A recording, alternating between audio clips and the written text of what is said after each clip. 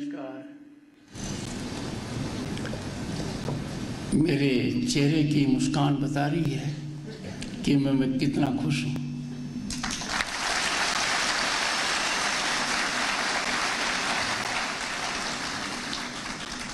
मेरी धर्मपत्नी डॉक्टर सुदेश धनखड़, जिनका कृषि से बहुत लगाव है, वो होती तो और खुश होता।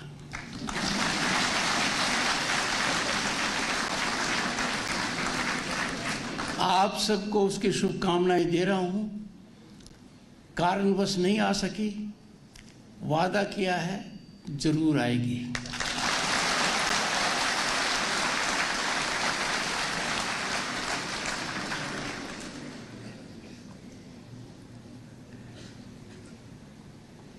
सोलन में आए और माँ सुलनी देवी का आशीर्वाद न प्राप्त करें, ये कैसे हो सकता है। उनके आशीर्वाद से मैं आज मेरी बात आपके समक्ष दिल दिमाग से नहीं, मेरी आत्मा से करूंगा।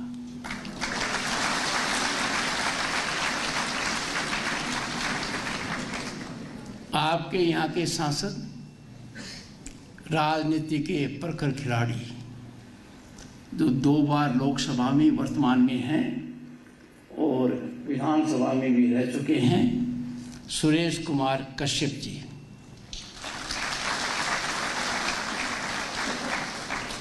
इनसे और डॉक्टर कर्नल धनीराम सांडिल जी से, जो आपके यहाँ मंत्री हैं हेल्थ एंड फैमिली वेलफेयर,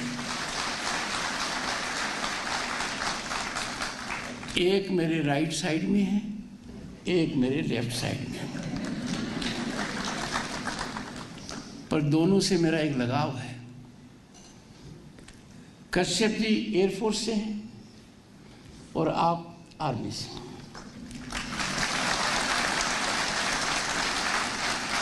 मैं सैनिक स्कूल चित्तौड़गढ़ से हूं और सैनिक स्कूल ने आर्म फोर्सेस में बहुत योगदान दिया है। मेरा भी चयन हुआ था, दाहिनी आंख में कुछ गड़बड़ थी, इसलिए नहीं जा पाया। मेरी शादी में भी थोड़ी दाहिनी आंख में गड़बड़ की थी, पर हालात सुधर गए।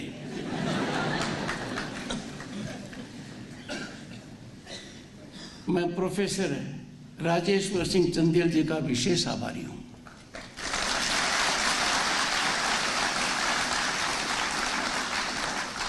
एक तो इनका उद्बोधन, नपातुला, प्रेरित करने वाला, आगे की संभावनाएं बताने वाला, और जो अड़चने हैं उनका आपने बहुत शालीनता से, संजीदगी से संकेत भी दिया है।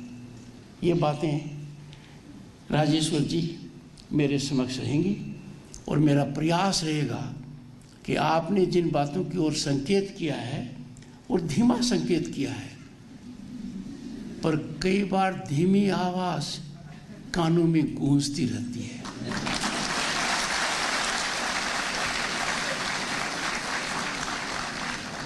मैं अभिनंदन करता हूं विशेषकर और खास तौर से 2 बातों के लिए, दूसरी बात ही बताऊंगा। पहले, पद्मश्री से अलंकृत श्री नेकराम शर्मा जी। कहाँ नेकराम जी कहाँ? हाँ, श्री विद्यानंद सरेख जी, श्री हरिमन शर्मा जी,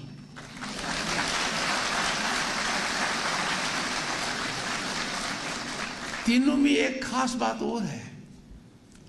कृषि क्षेत्र में तो जबरदस्त योगदान किया ही है, पर तीनों का नाम देखिए, नेक राम, नेक भी आ गया, राम भी आ गया।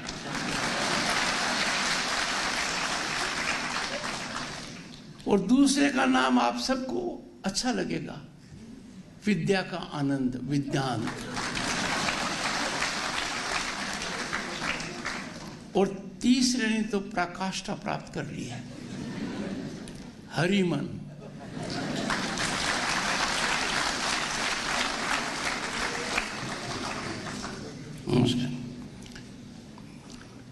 सभी वैज्ञानिकगण, शिक्षकगण, विश्वविद्यालय के कर्मचारीगण, प्रशासन के अधिकारी और सबसे महत्वपूर्ण boys and girls, I am here for you.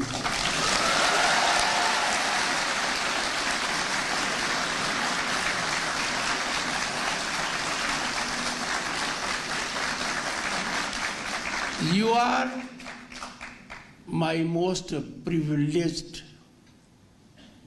honored audience.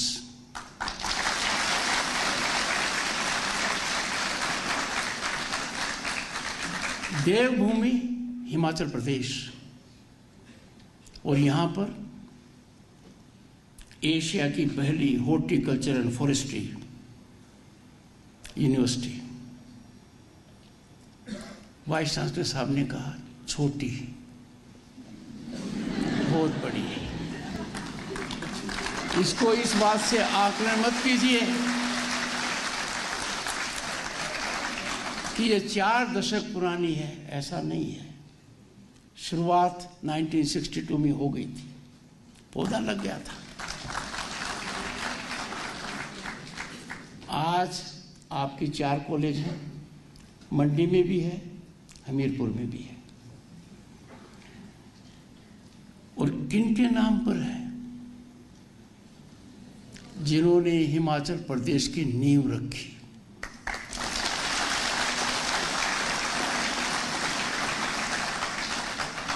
YS Parmar जी पहले मुख्यमंत्री। इसलिए मुझे यहां पर आकर बहुत अच्छा लग रहा है। कल रात को मैंने खुद महसूस किया कि Himachal Pradesh is abode in the lap of nature. बहुत अच्छी नींद आई।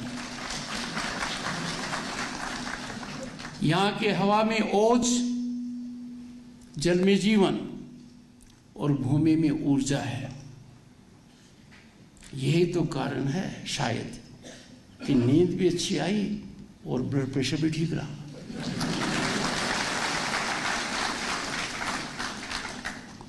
This is a place created by divinity age home of spirituality that inspires entire world and motivates everyone to think good of entire humanity. Nature has bountifully gifted this land with pristine beauty. Spirituality is its global trademark. पर एक और पहचान है हिमाचल प्रदेश की, जहां मैंने 3 विभूतियों का अभिनंदन किया, पद्मश्री विजेता। ये वीर भूमि भी है। गहराई में जाओगे तो वीर भूमि क्यों है? क्योंकि भारतीय सेना के जनसंख्या के आधार पर सबसे ज्यादा अलंकरण इस प्रदेश को मिले।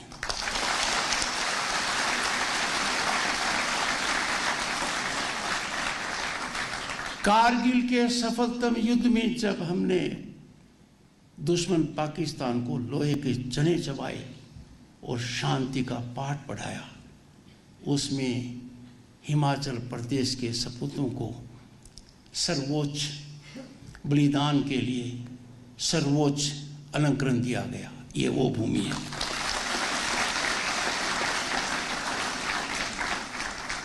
तो निश्चित रूप से मुझे भारतीय सेना के पराक्रम पर गर्व होना चाहिए। आप सबके साथ ऑपरेशन सिंदूर की सफलता ने देश को एक नया आयाम दिया।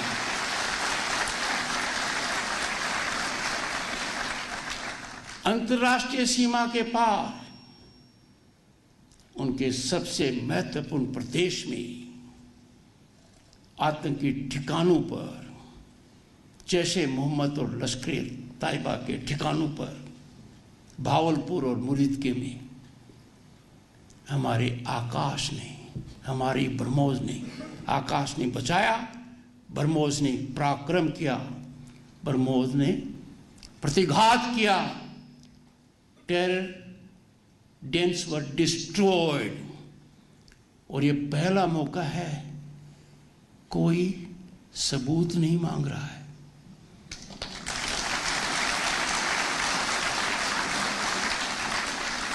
सबूत दिया पर दुश्मन ने अपनी करारी हार का ताबूत के साथ आतंकी दिखे, वर्दी में सेना दिखी और नेता दिखे और जनाजा कब्रिस्तान गया। ये भारतीय सेना का गौरव है।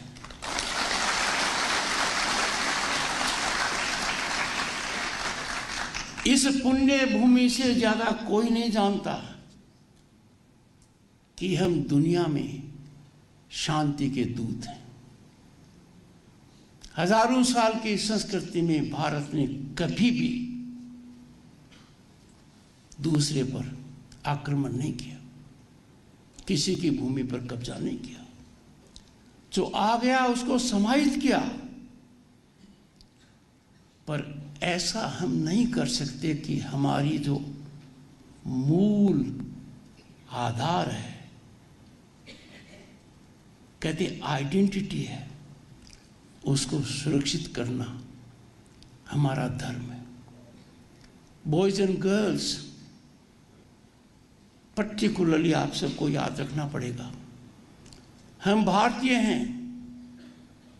भारतीयता हमारी पहचान है। राष्ट्रवाद हमारा धर्म है। राष्ट्र हमारे लिए सर्वोपरि है।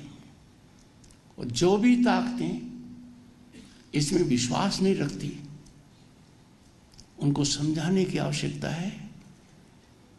और यदि अगर घी सीधी अंगुली से नहीं निकले तो अंगुली टेढ़ी करनी पड़ती है। मुझे लगता है समय आ गया कि हर भारतीय को अब संकल्प लेना पड़ेगा कि राष्ट्रवाद के प्रति मैं पूर्ण रूप से समर्पित हूं और कोई कसर बाकी नहीं रखूंगा। इस विश्वविद्यालय की एक बहुत अच्छी खास बात है, यहां का जो कार्यक्रम है, जो गतिविधियां हैं और जो अब तक हासिल किया है, उसको दुनिया की भाषा में कहा जाता है हेडिंग टुवर्ड्स सस्टेनेबल डेवलपमेंट।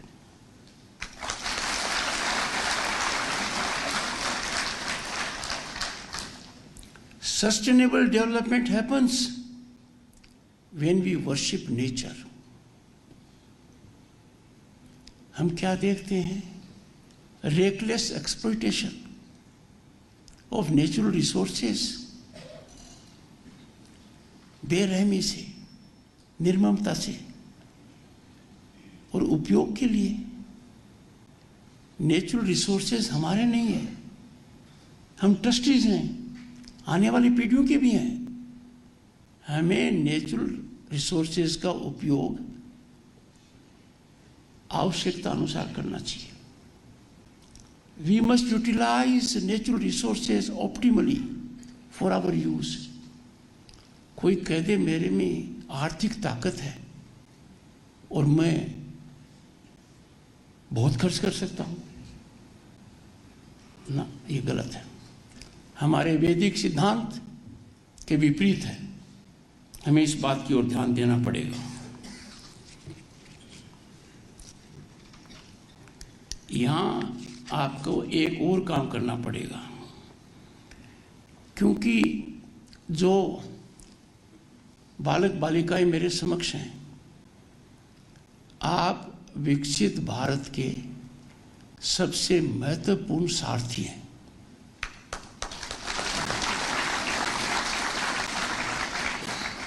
विकसित भारत के आप शिल्पी हैं, और विशेषकर क्योंकि आपका जुड़ाव कृषि से है, ग्रामीण व्यवस्था से है। विकसित भारत सपना नहीं, हमारा निश्चित लक्ष्य है। ये लक्ष्य हम प्राप्त कर रहेंगे 2047 या इससे पूर्व। अब भारत संभावनाओं वाला प्रदेश नहीं है, भारत संभावनाओं से भरा हुआ है। तभी तो इंटरनेशनल मॉनेटरी फंड ने कहा India is a global favourite centre of investment and opportunity. यह हमारी साख आज के दिन। आपको अंदाजा कम होगा उम्र की वजह से, बाकी तो आपका ज्ञान बहुत है बच्चों बच्चियों। 1989 में मुझे सौभाग्य मिला केंद्र में लोकसभा में सदस्य बनने का, और मैं केंद्रीय मंत्री भी बना।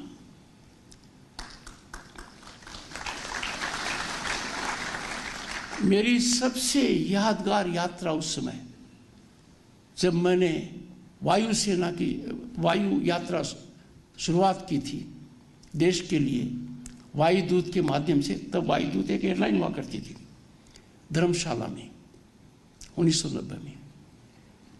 तब मैं इस प्रदेश को देखकर मैं जब वापस गया तो मेरा मन यहीं छोड़ गया था, और मेरा मन ठीक है।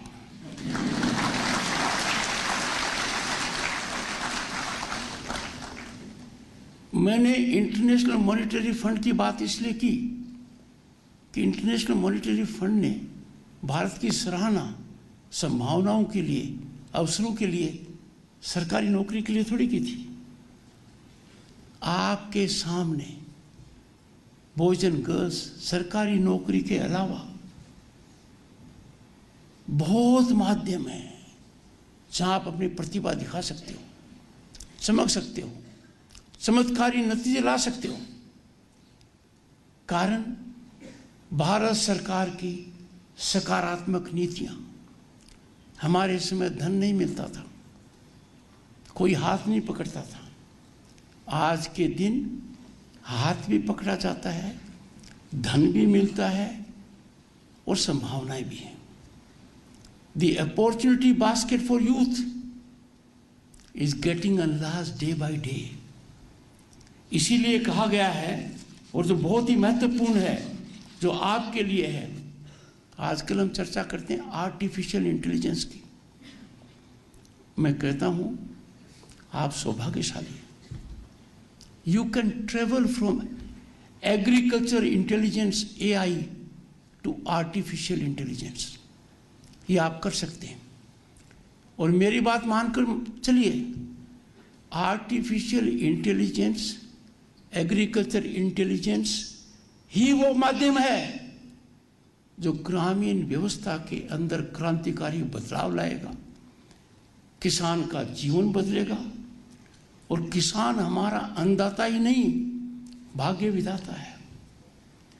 विकसित भारत का रास्ता एक ही तरीके से जाएगा, किसान के खेत से, और वो तभी होगा जब किसान का आप हाथ पकड़ेंगे। आज के दिन हमारा किसान क्या कर रहा है? हमारा किसान पैदा करता है और कोई उसको खरीद लेता है, और विडंबना है, पैदा किसान करता है और कीमत खरीदने वाला लगाता है। You boys and girls have to do something very important, extraordinary. Initiate farming families into marketing of their produce.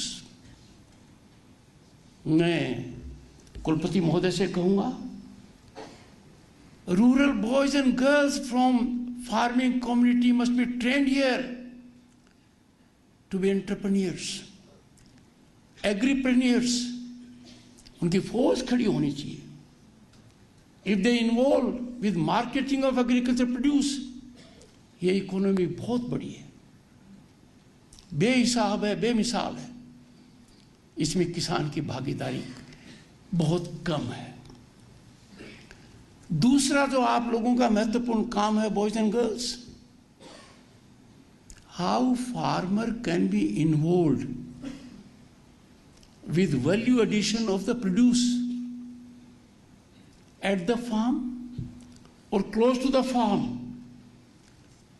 isolated or in clusters. आप दिमाग लगाएंगे तो चमत्कारिक नतीजे आएंगे मेरी बात लीजिए। क्योंकि आज भी विश्व में जो सबसे प्रगतिशील राष्ट्र है अमेरिका, उसकी इकोनॉमी में किसान का बहुत बड़ा योगदान है। अमेरिका में जो किसान परिवार हैं, उनकी औसत आमदनी आम परिवार से ज्यादा है। मैंने अध्ययन किया और उसका एक नतीजा निकला कि जो भी सरकारी मदद मिलती है वो सीधे किसान को मिलती है। हमारे यहां भी प्रधानमंत्री नरेंद्र मोदी ने पीएम किसान निधि सम्मान के तहत इसकी शुरुआत की है और अनेक राज्य सरकारों ने भी की है।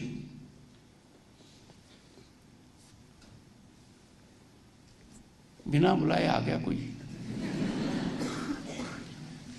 शेक्सपियर ने कहा था, uninvited guests are welcomest when they are gone.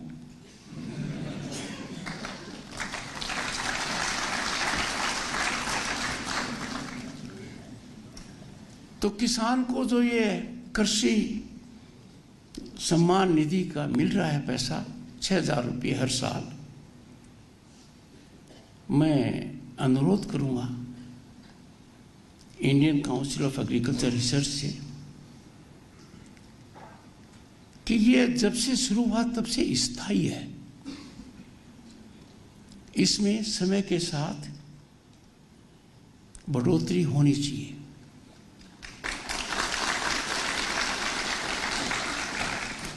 In economic terms, which boys and girls you will understand much better than I do,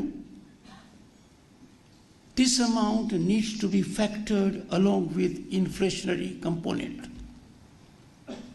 और बढ़ोतरी तो लाजमी होनी चाहिए।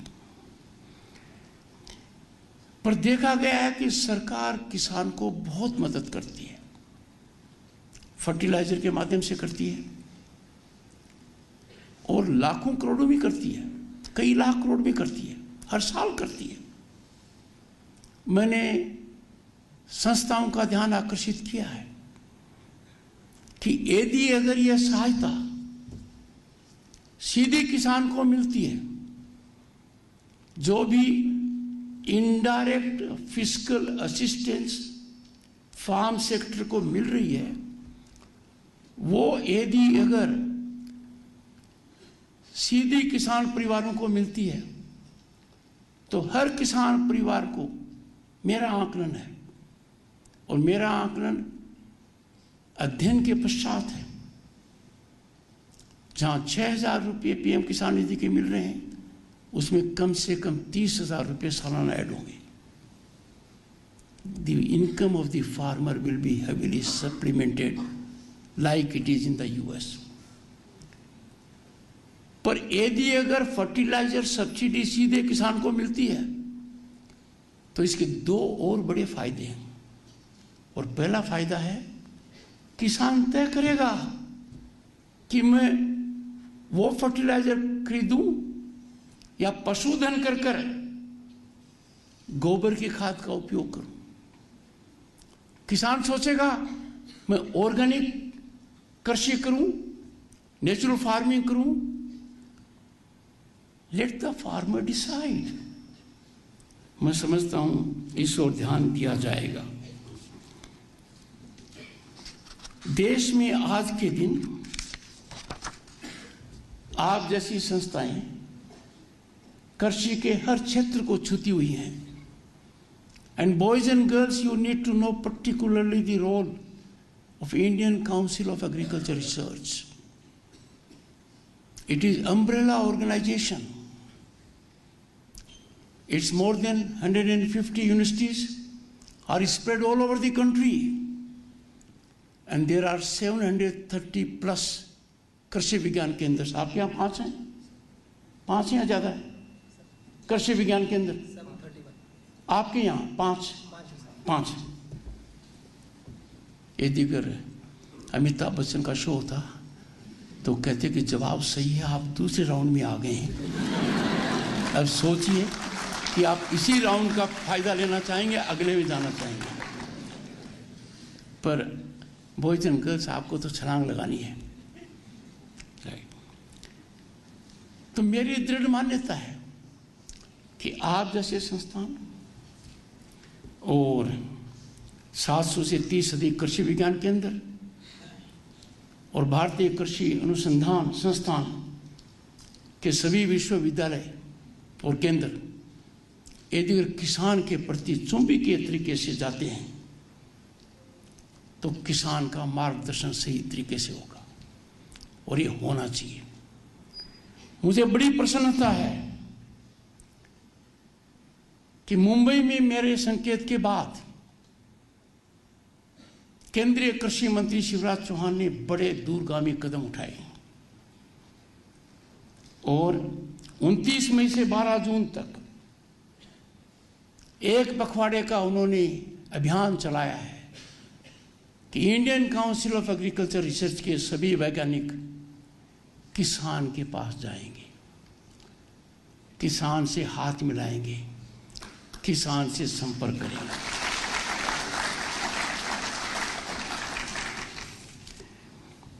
आपके जो 2 महत्वपूर्ण एस्पेक्ट हैं, हॉर्टिकल्चर एंड फॉरेस्ट्री, और जो मैंने आपका एग्जीबिशन देखा, मैं अभिभूत हो गया.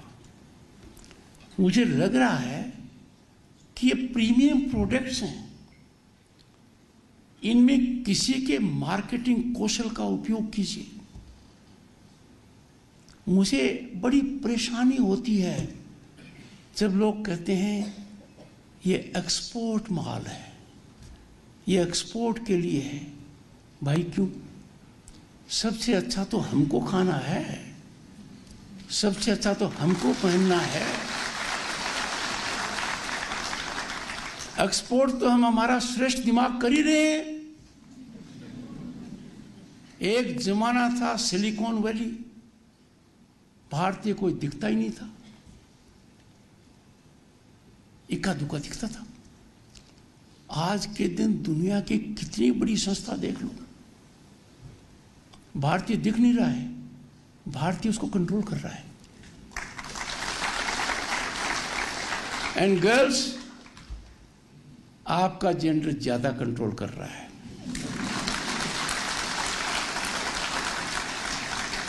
मैं तो पूरी तरह आपकी तरफ झुका हुआ हूं. इसके 2 कारण हैं. एक, हमारे एक बेटी है और दूसरा घर में डॉक्टर सुरेश धनखड़ है.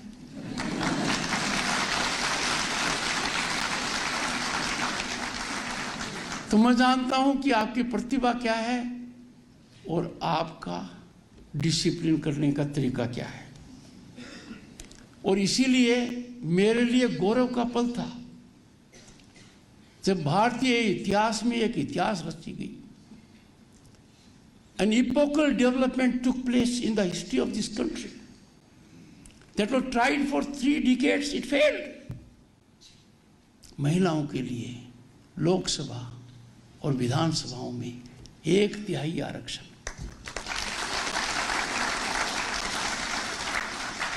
एक तिहाई आरक्षण का मतलब है कि कम से कम 1/3, क्योंकि 2/3 को तो आप टक्कर दे ही सकते हो. तो वो दिन दूर नहीं कि यू विल बी मेजॉरिटी. और मेरा दृढ़ता से मानना है और हमारे वेदों में लिखा भी हुआ है.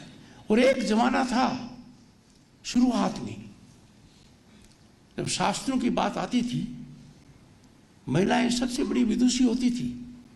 उनका नाम देखिए आप. And therefore girls, boys have to very and very fully be ready for competition. Am I right? Boys, am I right? इतनी धीमी आवाज आप तो ऐसे बोल रहे हो जैसे डॉक्टर सुदेश धनखड़ की उपस्थिति में मैं बोलता हूं।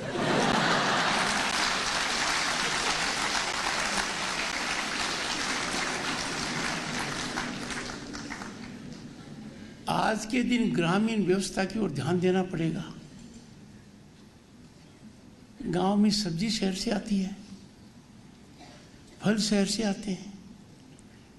ये कैसे हम देश में बर्दाश्त कर सकते हैं कि टमाटर ज्यादा हो गया तो टमाटर सड़कों पर जाएगा? We have to decide value addition at the farm land, food processing. यदि अगर पूरी फूड प्रोसेसिंग नहीं होती है तो रॉ फूड प्रोसेसिंग करो and cater to the main establishment. ये दिमाग आपको लगाना पड़ेगा। और मैंने यहाँ आकर देख लिया है, आपके दिमाग का आकलन कर लिया है और मेरे पास इसका सूत्र भी है। आप लोगों का दिमाग बहुत तीव्र और तेज है। You will make a mark for yourself all of you. और मैं इसलिए कह रहा हूं कि गत 10 वर्ष में भारत ने जो छलांग लगाई है, 90 में मंत्री था, मैं तो सोच ही नहीं सकता था उस समय कि मेरे सामने 3 बड़ी पीड़ा है। एक, मैं मंत्री था और हमारा सोना, मेरी वजह से नहीं, हमारा सोना हवाई जहाज के माध्यम से स्विट्जरलैंड के अंदर गिरवी रखा गया। थोड़ी सी भूल सुधार करता, मैं सांसद था उस समय, मंत्री भी था पर उस समय सांसद था, वरना ट्रोल हो जाऊंगा कि उपराष्ट्रपति ने बॉयज एंड गर्ल्स को मिस इन्फॉर्मेशन किया। So while I was a member of Parliament of the 9th Lok Sabha, I had the agony of witnessing shipment of our gold, सोने की चिड़िया कहलाने वाले देश का gold, to be placed in 2 banks in Switzerland। कारण हमारा foreign exchange 1 billion के आसपास था, आज ये 700 बिलियन है। चिंता का कारण नहीं है। और ये 700 बिलियन 800 बिलियन से ज्यादा हो सकता यदि अगर हर नागरिक थोड़ा सजग हो जाए। क्योंकि हम विदेशों से आयात करते हैं क्या? दिए, candle, kite, curtain, furniture, garments. भाई क्यों करते हैं? देश में निर्मित होता है। देश में निर्मित जो चीज हो और बाहर से आए, इसके 3 दुष्परिणाम है। एक, अनावश्यक विदेशी धन का खपत होना। दूसरा, हमारे लोगों के हाथ से काम छीनना। और तीसरा, जो फैक्ट्री में लगा हुआ उसकी प्रतिभा को हम कुंठित करते हैं। इसलिए महात्मा गांधी ने नारा दिया था स्वदेशी का, और नरेंद्र मोदी ने नारा दिया है बी वोकल फॉर लोकल।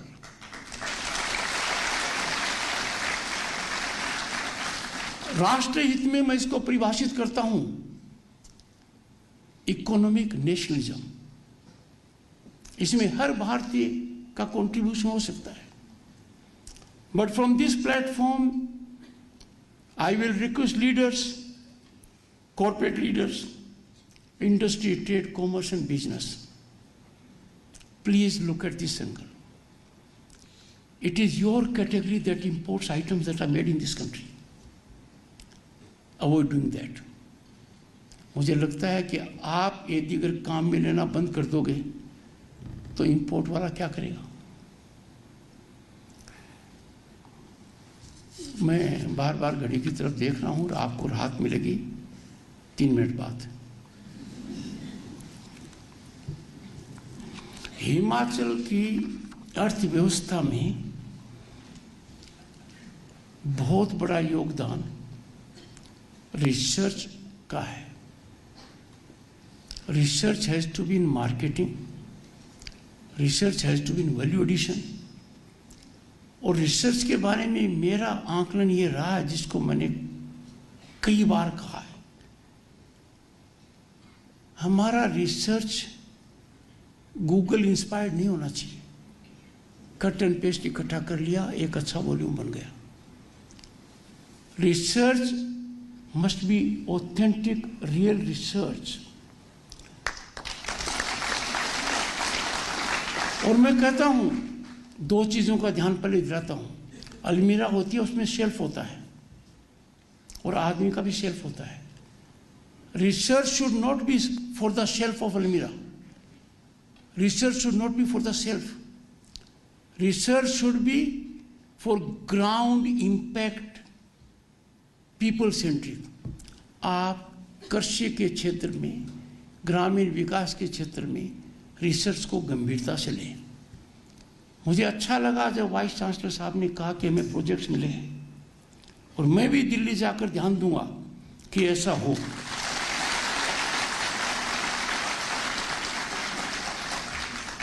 आप सभी छात्र छात्र ताकि बराबरी हो जाए, बोलना आएगा। विकसित भारत के लिए बहुमूल्य संसाधन है और सबसे महत्वपूर्ण है। You are the most vital stake holders in democracy, in growth and for achievement of विकसित भारत। मैं आपसे अपेक्षा करता हूं कि कृषि, जलवायु परिवर्तन और ग्रामीण विकास के आप एम्बेसडर भी होंगे और प्रहरी भी होंगे। अंत में कुलपति महोदय, आपके छात्र छात्राओं को समूह के अंदर मैं इनकी मेहमानबाजी राज्यसभा के सभापति की ओर से करना चाहूंगा, दिल्ली में आमंत्रित कर।